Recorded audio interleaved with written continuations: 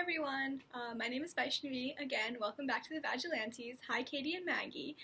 This week our topic is the environment and how it can impact feminism and reproductive health.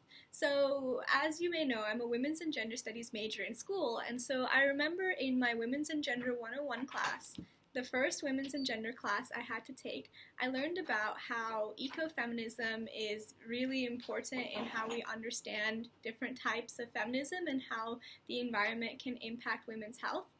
And I remember when I first heard about it, I thought it was kind of an odd intersection between feminism and the environment. I didn't really think there would be an intersection there, but there actually are lots of different ways that the environment can impact reproductive health. And one of these is an example that really stuck out to me was PCBs in breast milk.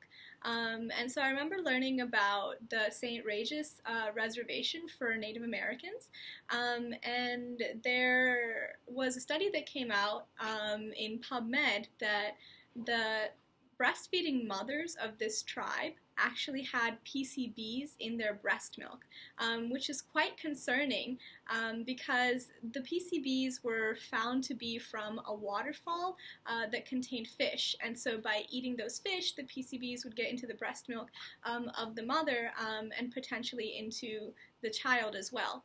And this is really concerning because it means that not only is that bonding disrupted between people who can breastfeed and their children, it also means that that waterfall with those fish that had been used for generations by the Mohawk tribe is no longer able to be used anymore because the fish are so polluted. And I remember hearing about this and thinking it was so sad because there are so many intersectional ways that this impacts people. Firstly, these are people of color that are being impacted.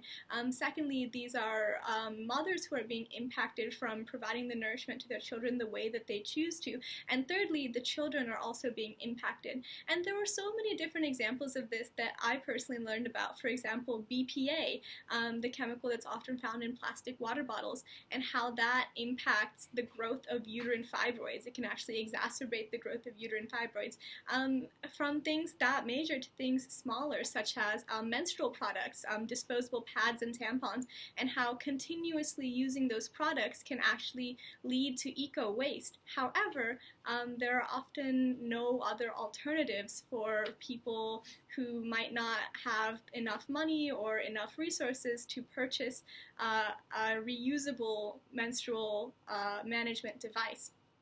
And so there were so many ways that the environment impacted feminism that I personally did not think about, and it really helped me understand how to think about the different things that I use and how to think about how the environment impacts all of us, really, which is not something I had originally thought about because I had such a focus on reproductive health and feminism that I didn't really think about the environment. But now that I've understood a little bit about ecofeminism, I hope to learn more about it, especially because of the climate crisis that we're going through right now. Katie and Maggie, what do you two think? Has the environment impacted your lives, or has the environment impacted the lives of people that you know from a feminist lens? Thanks! Back at ya!